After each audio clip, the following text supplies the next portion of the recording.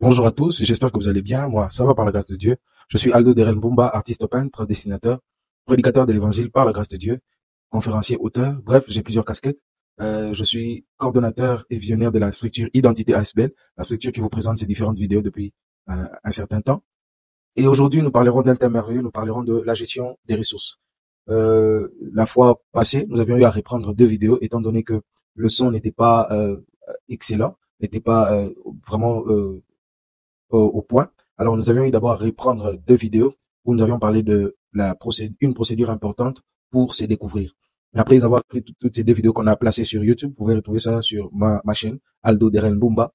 Et on a, avant de reprendre ça, nous avions eu à tenir d'abord le numéro où nous avions introduit sur le fonctionnement d'un talent. Et à ce niveau-là, nous avions fait comprendre que le talent était tout autant vu comme une entreprise. Votre talent est comparé à une entreprise. Et à ce niveau, chacun d'entre nous sait que lorsque nous parlons de l'entreprise, du talent, nous voyons l'entreprise, et quand nous parlons de l'entreprise, nous voyons aussi notre talent, parce qu'à ce niveau, nous voulons aider chacun d'entre nous à faire valoir le talent qu'il possède. À faire valoir, c'est à en faire une entreprise, faire de son talent une entreprise. Alors, nous avions dit que pour faire fonctionner son talent en tant qu'une entreprise, fallait être un bon gestionnaire. Et ce bon gestionnaire est focalisé sur 3 gestions de base. La gestion des ressources, la gestion du temps et la gestion des relations. Et la fois précédente, nous avions parlé de la gestion du temps d'abord. Et aujourd'hui, nous allons parler de la gestion de ressources. Genèse chapitre 41, le verset 25 à 35. Genèse chapitre 41, nous allons lire la parole de Dieu. Genèse chapitre 41, verset 25 à 35, je lis au nom de Jésus. La Bible déclare, Joseph dit à Pharaon, ce qu'a songé Pharaon est une seule chose. Dieu l'a fait connaître à Pharaon ce qu'il va faire. Les 7 vaches belles sont 7 années, et les 7 épis beaux sont 7 années. C'est un seul songe. Les 7 vaches décharnées et laides qui montaient derrière les premières sont les 7 années, et les 7 épis vides brûlés par les vents d'Orient seront 7 années de famine. Ainsi, comme je viens de le dire à Pharaon, Dieu a fait connaître à Pharaon ce qu'il va faire. Voici, il y aura 7 années de grande abondance dans tout le pays d'Égypte. 7 années de famine viendront après elles, et l'on oubliera toute cette abondance au pays d'Égypte, et la famine consumera le pays. Cette famine qui suivra sera si forte qu'on ne s'apercevra plus de l'abondance dans le pays. Si Pharaon a vu le songe s'est répété une seconde fois, c'est que la chose est arrêtée de la part de Dieu et que Dieu s'est hâtera de l'exécuter. Maintenant, que Pharaon choisisse un homme intelligent et sage et qu'il le mette à la tête du pays d'Égypte. Que Pharaon établisse des commissaires sur le pays pour lever un 5e des récoltes de l'Égypte pendant les 7 années d'abondance. Qu'il rassemble tous les produits de ces bonnes années qui vont venir. Qu'il fasse, sous l'autorité de Pharaon, des amas de blé, des approvisionnements dans les villes, et qu'il en ait la garde. Voilà, c'est la parole du Seigneur. Nous allons quand même prier. Seigneur, nous te recommandons ces instants. Qu'il te plaise, ô Dieu, au-delà de l'intelligence, de la réflexion humaine qu'on peut avoir, que ta sagesse, Seigneur, que ton intelligence divine, que Seigneur, ton esprit lui-même d'ailleurs, puisse nous orienter pour communiquer une intelligence divine et qui va aider quelqu'un à aller de l'avant, mais aussi emmener des résultats. Au nom de Jésus, nous avons ainsi prié. Amen. Alors, nous sommes en train de parler aujourd'hui, comme j'ai dit, de la gestion des ressources. À ce niveau, nous devons comprendre que les entreprises que nous sommes vivent dans un monde qui nécessite plusieurs ressources. En parlant ici de la gestion des ressources, nous voulons surtout parler de l'identification, la compréhension et la bonne utilisation de nos ressources, parce que ces éléments, donc, aux entreprises. Les différentes ressources que nous pouvons avoir sont des éléments vitaux ou des éléments vitaux pour le bon fonctionnement de nos entreprises, parce que nous sommes en train de parler du fonctionnement des entreprises. Alors, en tant que gestionnaire du talent, en tant que bon gestionnaire, je dois arriver à identifier les ressources de l'entreprise que je suis, du talent que je possède. Je dois savoir comprendre ces différentes ressources du talent que je possède, et je dois aussi arriver à finalement faire un bon usage de ces différentes ressources, donc la bonne utilisation de ces différentes ressources. Déjà, dans le texte que nous venons de lire dans la parole, c'est l'histoire de Joseph. C'est un prisonnier d'ailleurs, mais qui avait un talent, qui avait un don de Dieu, qui avait un investissement de Dieu en lui, qui avait la capacité d'interpréter le songe. Et d'ailleurs, cette capacité que Dieu a investie en lui, au fait, il a vu ça déjà son père l'exercer. Il avait déjà un modèle et il avait déjà cette capacité de savoir que Dieu peut faire ceci, peut faire cela. Et un jour, il arrive qu'il est vendu par ses frères, malheureusement pour lui, mais heureusement finalement parce que Dieu était avec lui. Il a transformé le mal que ses frères avaient conçu en bien. Et il se retrouve en Égypte, il a vécu des choses atroces. Mais après, dans le fait d'être prisonnier là, il est quand même amené vers Pharaon, comme le roi, disons, à l'époque, parce qu'il y avait un de ces prisonniers qu'il avait vu interpréter un songe et ça avait marché. Alors il a dit, oh, moi je connais un mec qui interprète très bien le songe et ainsi de suite. Et on a fait venir Joseph. Comprenez à ce niveau que, comme je l'ai dit la fois passée, on ne peut pas toujours appeler talent celui qui joue au foot, celui qui joue de la musique, celui qui danse, celui qui dessine. Ah, il est talentueux. Non. Chacun de nous possède un talent. Et vous êtes talentueux à votre niveau. Et quand ici on parle de talent, souvenez-vous de toutes les définitions qu'on avait données. Alors Joseph ici, son talent, c'est pas jouer au foot, c'est pas jouer à la flûte comme David. Ce n'est même pas être un bon musicien ou un bel artiste, non, mais plutôt Joseph ici, le talent ou le don que Dieu lui a donné, c'est cette capacité d'interpréter les songes. Et d'ailleurs, lui-même d'abord, la capacité d'avoir de songes et aussi la capacité d'interpréter les songes. Parce que même lui-même, là où il est arrivé, tout ce qu'il a vécu, il a eu ça dans des différents songes. Alors quand l'opportunité se présente, on le prend, on lui dit, viens interpréter le songe. Il vient, il interprète selon le talent qu'il a possédé, qu'il a au fait. Alors, quand il prend ce talent, vous comprenez déjà que de un, Joseph, il sait il sait d'abord lui-même que les songes existent. Il sait déjà que les songes peuvent avoir une très bonne signification. Donc, il considère ces choses. C'est comme ça que ça marche très bien dans sa vie. Mais aussi, Joseph sait au fait comment fonctionnent ces talents-là. C'est comme ça qu'il répond. Qu'il répond au roi. Il lui dit, non pas moi, mais Dieu interprétera, donnera la signification de ce songe-là. Et il l'explique carrément. Et quand il l'explique au roi, il ne dit pas toujours Dieu a dit, mais il donne la signification parce qu'il sait comment fonctionne son talent. Il sait qu'en ce moment, Dieu est en train d'interpréter par moi le songe du roi. Donc comprenez que quand vous possédez un talent, que vous en êtes conscient et que vous comprenez comment ça fonctionne, Dieu tirera gloire de l'exercice de ce talent-là, que ce soit dans le monde ecclésiastique spirituel, tout comme dans la société, dans tout ce que vous pouvez exercer ça. Ou même si ça rassemble les deux, comme dans le cas de Joseph, c'est une aptitude spirituelle, mais qui vient résoudre un problème de la société. Et à ce niveau-là, déjà la compréhension que vous avez va vous aider à rendre toute la gloire à Dieu sans problème. Parce que vous savez que ce que je possède me vient de Dieu. Et si ça me vient de Dieu, c'est alimenté par Dieu. À ce niveau déjà, vous aurez vaincu le problème d'orgueil ou le problème de s'enfler soi-même. Parce que vous savez que ça vient de Dieu et c'est Dieu qui en est le promoteur. Et dans son exercice, vous n'êtes pas toujours en train d'aller crier à Dieu. Bon, Dieu, je vais interpréter un... Vous l'appréciez à sa juste valeur et vous l'exercez. Et quand vous faites les choses de cette manière, Dieu vient vous accompagner parce que dans cette conscience de Dieu qui vous a donné, il y a l'activation du mandat de Dieu dans ce qu'il vous a donné qui fait que le don que vous avez reçu, le talent que vous avez reçu peut être en exercice. Et c'est l'erreur que plusieurs font. Ils se disent, bon, comme c'est Dieu, donne-moi le temps de prier. Comme c'est Dieu qui a donné ça, il faut d'abord que je dorme pour que moi aussi je rêve encore le rêve où on va me dire c'est que toi tu... Non, Joseph vient, il sait que moi quand je dors, je rêve, mais quand je me réveille, Dieu m'explique. Et là, on vient de me poser un songe, le Dieu qui habite en moi va l'expliquer. Mais quand il dit que Dieu va l'expliquer, il ne dit pas que Dieu va descendre venir expliquer, mais il sait que Dieu va l'expliquer par lui. Et quand il sait reconnaître ces fonctionnements-là, de ces talents-là, Dieu lui-même entre dans la chose. Est-ce que je me fais comprendre? Voilà. Donc, à ce niveau maintenant, nous voulons, quand nous parlons de la gestion des ressources, nous voulons maintenant voir ces différentes choses qui alimentent les talents que nous possédons. Donc nous voulons les identifier, nous voulons les comprendre pour finalement arriver à bien les utiliser. Et à ce niveau, ce que j'aimerais déjà dire, c'est que nous devons d'abord comprendre c'est quoi une ressource. Alors premièrement, la ressource, c'est ce qui peut fournir ce dont on a besoin. C'est avec des phrases ou des mots simples que je veux vraiment qu'on arrive à comprendre. C'est quoi une ressource ici? C'est ce qui peut fournir ce dont on a besoin. Vous avez besoin de quelque chose. Tout ce qui peut vous aider à avoir ce dont vous avez besoin peut être considéré comme étant une ressource. Tout ce qui vous permet d'avoir, d'obtenir au fait ce dont vous avez besoin peut être considéré comme une ressource. Et à ce niveau, je veux surtout qu'on réfléchisse ensemble pour sortir du couloir où la ressource n'est que pécuniaire, c'est-à-dire c'est de l'argent, ce sont les billets des banques. Donc tout ce qui peut vous fournir ce dont vous avez besoin peut être considéré comme une ressource. Au fait, par exemple, Joseph avait besoin de la liberté, sortir de prison. Personne ne sera content d'être en prison.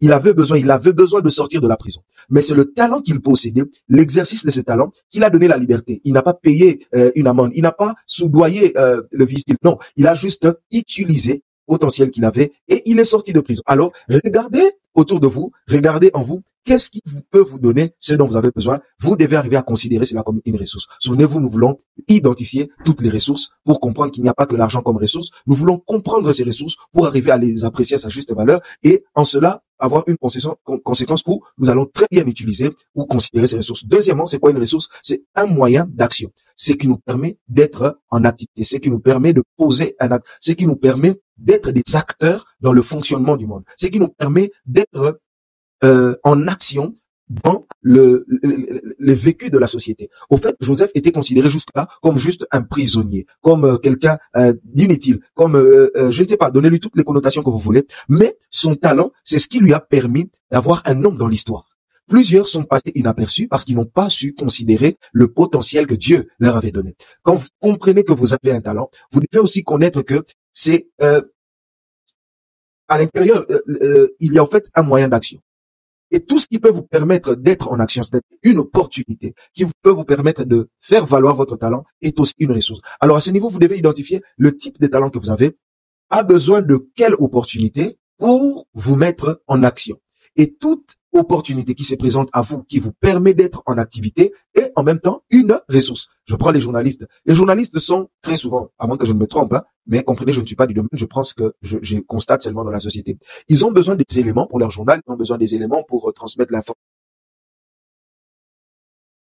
C'est-à-dire tout ce qu'il y a comme information de la société ou élément qui répond à l'émission que peut-être ce journaliste tient, alors pour lui c'est une opportunité de passer à l'action. Et ça pour lui c'est une ressource. L'information est une ressource pour le journaliste. Les vécus de la société est une ressource pour les journalistes parce que ça lui permet de passer à l'action. Troisièmement, la ressource c'est un moyen que offre une chose par son usage. C'est-à-dire l'exercice de votre potentiel, l'exercice ou le travail de votre talent va produire certains résultats. Et ces résultats-là, c'est aussi une ressource, c'est un moyen qu'offre une chose par son usage. C'est-à-dire, c'est que l'exercice de votre talent produit et en même temps une ressource. Ainsi donc, tout résultat que peut donner votre talent doit aussi être considéré comme une ressource. Pourquoi? Parce que tout résultat, grand ou petit qu'il soit, est en même temps un encouragement pour le talent que vous êtes en train d'exercer. Il est en train de se dire, vous êtes en train de vous dire, oh oui, ça fonctionne. C'est comme ça, ne négligez rien, que ce soit petit ou grand. Je prends l'exemple de David. David est un bon musicien, David est un guerrier, David est un adorateur, David, plusieurs casquettes, quelqu'un d'intéressant, un personnage merveilleux de la Bible. Alors qu'est-ce qui se passe? David est derrière le troupeau. Là, il exerce déjà plusieurs de ses casquettes à la fois. Il est berger, il apprend à être roi, ainsi de suite sans le savoir, bien sûr. Il est musicien, il exerce tout ce potentiel-là. Mais l'exercice de sa harpe en tant que musicien, l'exercice du berger qu'il est, au fait, les résultats que ça donne est une ressource pour les jours à venir. On n'entre pas dans tous les détails parce qu'on n'en a pas le temps, mais vous allez vous rendre compte que quand David se retrouve devant Goliath, il dit carrément au roi, et lorsque j'étais derrière le troupeau de mon père, au fait, l'ours venait, le lion venait, voici je réagissais. C'est-à-dire l'exercice de son talent d'hier avait produit ces résultats qui n'étaient vus de personne, qui étaient carrément minimes parce qu'il n'y avait que les brebis et lui peut-être qui ne pouvait le voir. Ces résultats qui étaient minimes derrière le troupeau de son père étaient une énergie et une attestation aujourd'hui devant Goliath pour arriver à mieux affronter Goliath, mais aussi à montrer au roi que je suis capable de le faire. Alors ne négligez aucun résultat de ce que vous pouvez produire avec votre talent. Et à ce niveau, on doit comprendre que, en bref, au fait, la ressource est tout ce qui nous permet d'exercer notre potentiel. Tout élément, toute opportunité, toute occasion qui nous permet d'exercer notre potentiel doit être vu comme une ressource. Donc, regardez tout ça comme des ressources au même niveau que l'argent. Ça peut être visible, invisible, concret ou abstrait. Comprenez que tout cela représente une ressource pour votre talent. Alors, regardez qu'est-ce qui vous permet d'exercer ce que Dieu vous a donné. Et regardez cela comme une ressource. Il est donc évident de comprendre que nous n'avons pas tous besoin des mêmes types de ressources pour produire des recettes. À ce niveau, j'aimerais aider quelqu'un à comprendre que Au fait, on n'a pas tous besoin de même type de ressources pour produire des résultats. Nous devons comprendre à ce niveau que nous n'avons pas besoin de même type de ressources, au fait, pour produire des résultats. Non, non, non. C'est vrai, je vais en parler. À un certain niveau, on aura besoin d'argent et tout, on sort tous d'ailleurs. Mais nous n'avons pas tous besoin des mêmes types de ressources pour produire des résultats. Certains ont certainement besoin de ceci ou de cela, mais vous n'avez pas forcément besoin des mêmes types de ressources que tout le monde pour arriver à produire des recettes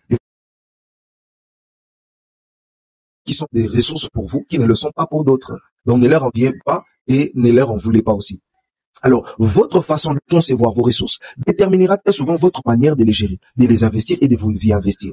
Plusieurs se sont investis pleinement dans l'argent et finalement ça a donné, ou peut-être ça a chuté, ou des fois ça n'a pas aussi donné, tout simplement parce que nous n'avions pas considéré certaines ressources comme étant des ressources. Et ainsi donc, quand nous prenons d'autres éléments, quand nous négligeons plutôt d'autres éléments et que nous ne considérons que l'argent, l'énergie que ces ressources doivent nous donner ne savent plus être données et ainsi nous faire faillite. Alors nous devons comprendre que nous avons plusieurs sources de ressources et les sources ou les ressources sont déterminées en rapport de ce que nous avons comme potentiel ou talent. Et quand nous considérons plutôt, quand nous concevons en fait ces choses comme étant des ressources, c'est là que nous allons peut-être mieux les gérer, mieux investir dedans et aussi mieux s'y investir. Alors, regardez attentivement, il n'y a pas que l'argent qui peut être considéré comme une ressource. Alors, parlons quand même d'argent parce que à ce niveau, je suis comme en train de dire pas l'argent. Non. Mais j'aimerais dire quelque chose d'important. Déjà, l'argent, ce n'est pas que le billet de banque. Mais l'argent, c'est parce que déjà, le rôle que joue l'argent aujourd'hui, il y a quelque temps, ça ne jouait pas ça parce qu'à l'époque, il n'y avait pas d'argent, il y avait juste le troc qui est en train de se faire. Mais à cela ne tienne, on parle quand même d'argent. Et l'argent, en fait, moi d'ailleurs à ce niveau, je dirais, c'est tout un esprit. C'est tout un esprit, parce que ce sont des papiers dans lesquels on a investi quelque chose. Et je me suis toujours posé des questions. Pourquoi le même papier on écrit 100, le même papier on écrit 200, le même papier on écrit 5000, et ils n'ont pas juste la même valeur simplement à cause de ce qu'on y a écrit. Donc il y a autre chose au-delà juste au papier. Alors, il y a surtout le pouvoir que porte l'argent. Et quand ce pouvoir vous l'avez plus, même l'argent vous obéit pour venir à vous. C'est comme ça notre plus grande bataille, c'est de travailler notre potentiel jusqu'à ce que le pouvoir qui est investi dans l'argent puisse aussi être un peu plus investi dans lui pour qu'il arrive à attirer de l'argent. Mais je n'ai pas de temps pour m'asseoir là. Peut-être, Dieu voulant, on en parlera un jour. Nous devons veiller à ce que nos talents ne restent pas toujours à l'état brut et surtout notre épanouissement. À ce niveau, j'aimerais dire à quelqu'un, éviter la frustration, c'est aussi travailler au fait pour rentabiliser au fait le talent que nous avons. Nous devons savoir vendre ce talent-là. Nous devons savoir le présenter. Surtout aujourd'hui, nous n'avons pas qu'à le présenter à nos proches, mais il y a moyen de présenter ça au monde, au travers des réseaux sociaux, au travers plusieurs moyens. Nous pouvons présenter nos talents. Il faudrait à un certain niveau, pour que le fonctionnement de votre talent puisse être constant et croissant, vous puissiez aussi arriver à rentabiliser cela en faisant de sorte que ça puisse produire de l'argent. Et comme je viens de dire, travailler pour que ce pouvoir s'investisse un peu plus, présenter le produit que vous avez, pour que ça soit consommé, et le retour pécuniaire que ça va produire va aider à ce que votre talent puisse être encore plus consommé par d'autres personnes. Et à ce niveau, j'aimerais dire à quelqu'un, l'argent ne doit pas être considéré comme l'incontournable pour booster votre talent ou le présenter au monde, mais plutôt un adoucissant, un facilitateur, pour que votre talent soit mieux présenté. Par exemple, je suis artiste peintre, je suis dessinateur, je dessine et ainsi de suite, mais je n'ai pas directement besoin d'argent, mais j'ai quand même besoin d'argent dans la mesure où je peux m'acheter un forfait internet, d'ailleurs mensuel, pour arriver à mieux présenter mes produits sur les réseaux sociaux et tout ça, pour peut-être faire un meilleur tableau, un meilleur portrait. Donc j'ai besoin peut-être des meilleurs matériels pour donner un grand rendu. Mais avec le peu que j'ai, je peux obtenir ce qu'il me faut pour arriver à produire un peu plus de résultats. Alors ici je donne quelques conseils. Je pense que c'est par là même qu'on nous allons atterrir. Quelques conseils en ce qui concerne la gestion des ressources.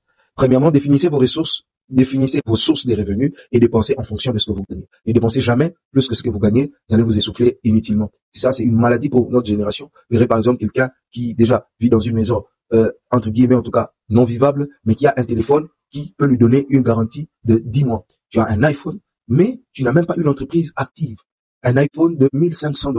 Bon, je n'interdis pas l'achat des iPhones. Et d'ailleurs, moi-même, je veux que Dieu me permette d'en avoir. Mais ne consommez pas au-delà de ce que vous possédez. Ne consommez pas au-delà de ce que vous pouvez produire. Vous allez vous asphyxier et vivre une vie Hollywood inutilement, parce que ça va finalement vous rattraper, parce que vous n'êtes pas à Hollywood, et même à Hollywood là, vous ne savez même pas ce qu'ils vivent en secret. Alors définissez vos sources de revenus, regardez vous gagnez combien et dépensez en fonction de ce que vous gagnez, n'enviez rien des autres, ça va vous aider. Deuxièmement, en touchant l'argent, prélevez la dîme, pour ceux qui sont surtout chrétiens. N'oubliez jamais de prélever la dîme, c'est une bonne façon de travailler au fait, parce que la Bible dit dans Malachie, emmenez dans la maison du trésor vos dîmes, vos offrandes, et vous verrez si je ne menace pas celui qui dévore. Ce n'est pas du tout un débat en tout cas, c'est ma façon à voir. Ma façon à moi de voir les choses en regardant les Écritures, alors je vous le partage aussi. Alors si vous l'appréciez, prenez ça quand même, mais ce n'est pas un débat en tout cas. Deuxièmement, prélevez dans votre salaire, dans ce que votre revenu est en train de produire, 10% pour votre investissement. Troisièmement, 10% comme épargne avant de dépenser. Avant de faire toute autre dépense, faites d'abord un dixième pour le Seigneur, un dixième pour vos investissements et un compte d'investissement, qu'il y ait un investissement à faire ou pas, et un compte d'investissement, 10% et 10% d'épargne pour en cas de besoin et ainsi de suite. Troisièmement, établissez un budget mensuel en partant des besoins plus nécessaires aux besoins les moins nécessaires. Prenez toujours le temps d'évaluer, et d'ailleurs nous l'avions dit en termes de casquette et tout ça, regardez qu'est-ce que vous avez comme priorité et qu'est-ce qui vient en second lieu. Il y a Dieu, il y a la famille, il y a le ministère, il y a le travail, il y a peut-être là-bas en bas, vous pouvez commencer à ajouter l'habillement, et ainsi de suite. Regardez qu'est-ce qui est prioritaire, qu'est-ce qui est vital, et qu'est-ce qui est secondaire, et qu'est-ce qui est divers. Ça vous aidera à être un bon gestionnaire, pour que tout ce que vous avez comme talent puisse mieux vivre en tout cas. Et notez bien, sachez que le pourcentage des investissements et des épargnes sont fixés selon votre choix personnel, et surtout, n'attendez pas à avoir beaucoup d'argent pour commencer à vous exercer à la PC grand. À ce niveau, qu'est-ce que j'aimerais dire à quelqu'un? 10% dont je parlais, ça dépend de vous. Si vous voulez mettre le 20% de votre revenu, les 30% de votre revenu, ça dépend.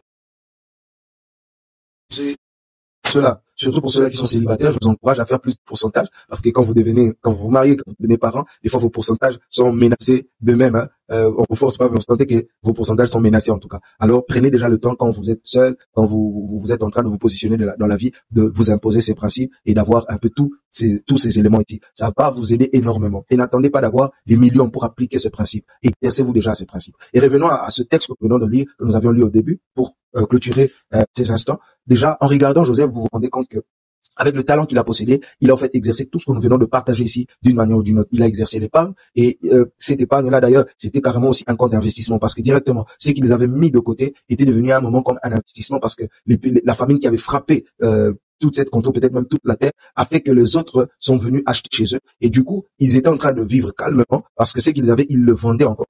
Personne venait sûrement à l'époque, il y a plus en troc, c'est-à-dire, et ils n'avaient peut-être que du bleu, des légumes, peut-être, ça c'est ce que je m'imagine, mais la récolte, la ressource qu'ils avaient fait comme épargne à ce niveau-là, a fait que ils puissent non seulement tenir, mais faire encore leur business dans une période de sécheresse. Alors, comprenez que à ce niveau ici, le talent de Joseph a préservé toute une nation. Le potentiel qu'avait Joseph a non seulement été certes spirituel, mais n'a pas seulement une solution spirituelle, mais aussi dans la société. Ça a été important dans la société. Alors vous êtes peut-être ministre, député, vous êtes peut-être chef d'entreprise, ne négligez pas les dons de Dieu, les dons spirituels, mais aussi tous les potentiels que Dieu a mis en vous. Ça peut être quelque chose qui semble être petit, mais qui peut aider toute une nation, toute une contrée, peut-être même toute la terre, comme dans le cas de Joseph. Et ça l'a aidé d'ailleurs à rencontrer encore ses frères une fois de plus, et ça l'a placé à la position une position d'autorité. Il est devenu ce qui était équivalent au premier ministre dans le pays d'Égypte. Alors ne négligez pas le talent, le potentiel